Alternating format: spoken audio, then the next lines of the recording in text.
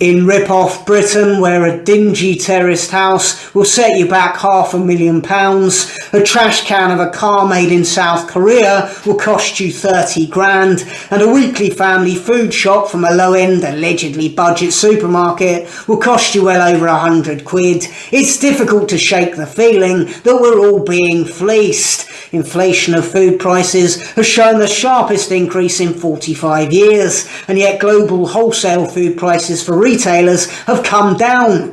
Predictably, supermarkets are not passing the cost reduction on to their customers. They're flagrantly indulging in profiteering. Meanwhile, gas and oil giant BP continue to enjoy record bumper profits of £4 billion in the first 3 months of this year from grossly overcharging customers, and yet they enjoy favourable tax rates while the rest of us are subject to the highest levels of taxation in over 70 years. Clearly, these industries are not being regulated properly by our suspiciously incompetent government, and they're taking full advantage. Professional ethics seem to be at an all-time low, wherever you choose to look.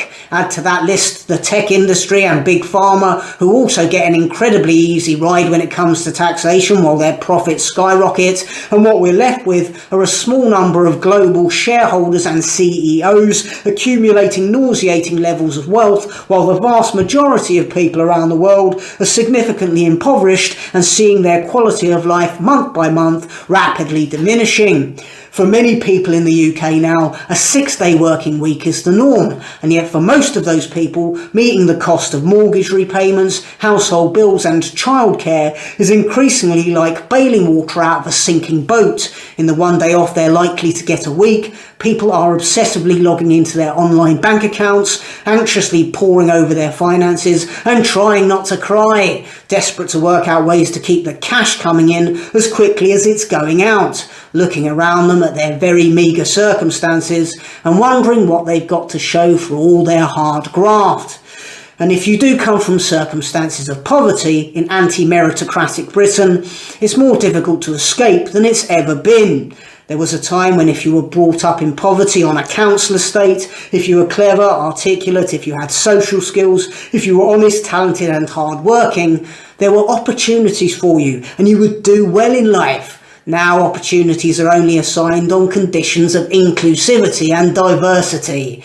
If you're a middle-class ethnic minority woman who identifies as queer, you're going to get pushed right to the top of most organisations. Even if you're as thick as 2 short planks, you've got the work ethic of an ageing sloth and the moral compass of Myra Hindley.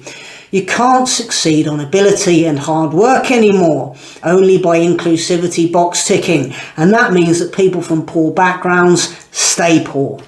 Despite all the talk of levelling up, this government is dragging us all down.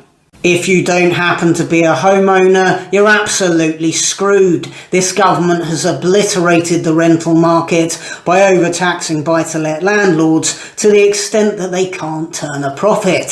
Subsequently, tenants across the country are currently being turfed out of their houses and flats as buy-to-let landlords sell up.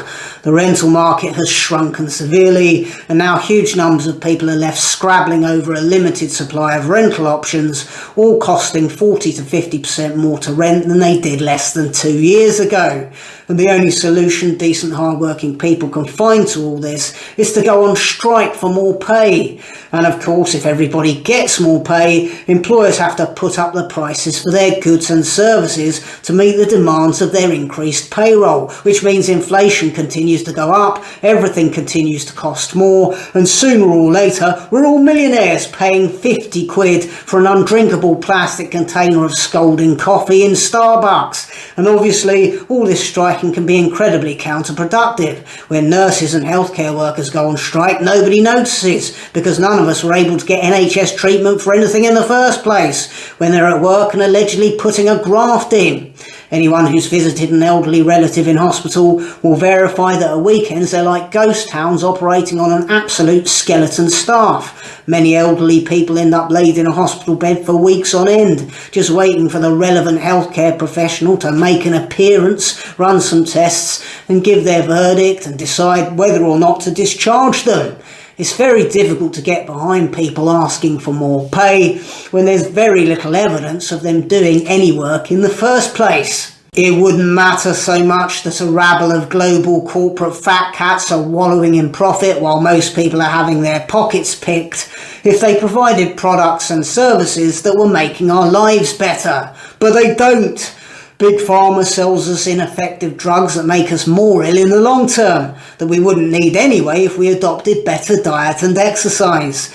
The food industry sells us heavily processed, sugar and salt-filled poisonous trash that our bodies can't cope with. Most jobs people are employed to do force people into a sedentary, high-stress lifestyle, slumped at a desk with unrealistic targets hanging over their heads. The tech industry coerces us into social media addiction, steals our data and hammers us with targeted advertising, and the gas and oil industries provide us with grossly overpriced fuel for our homes and cars, while the government batters us with incredibly punitive green taxes for using it.